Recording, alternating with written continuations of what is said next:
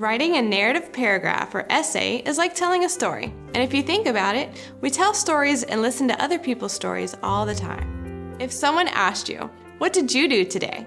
your response is probably to describe the experiences you had that day, highlighting any unusual occurrences or particularly interesting conversations with specific details.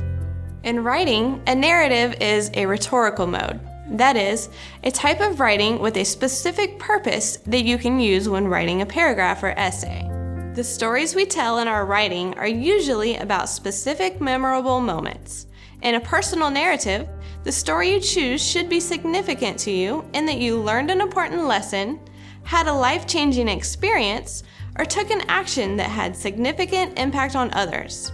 In addition to having a purpose for writing, a good storyteller can make listeners feel as though they are a part of the experience.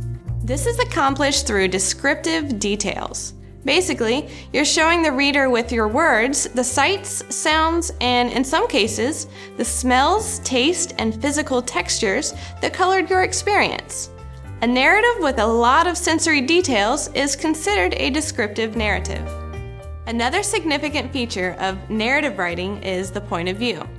Point of view refers to the writer's perspective, to whether the writer is a part of the event being described or an outside observer. In a personal narrative, you use first person to describe your own experience. This means you would need to use I, me, we, and other personal pronouns to show how you are a part of the event you are discussing. However, a narrative might use third person when the writer is not personally involved in the event, but instead has observed someone else's experience.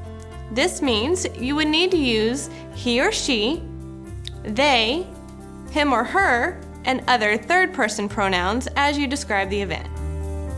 The organization of a narrative paragraph or essay is chronological, which means you are explaining the sequence of events that make up an experience in order.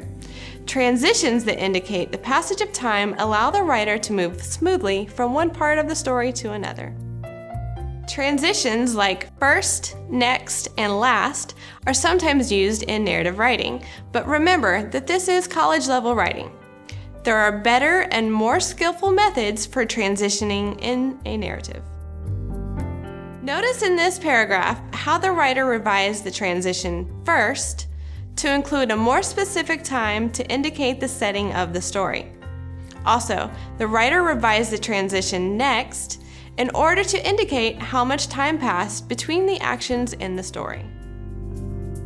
For any type of writing, always keep in mind the purpose and goal of the assignment. Ask your professor if you're unsure about whether you need to use a lot of descriptive details or if you're unsure about what point of view you should be using.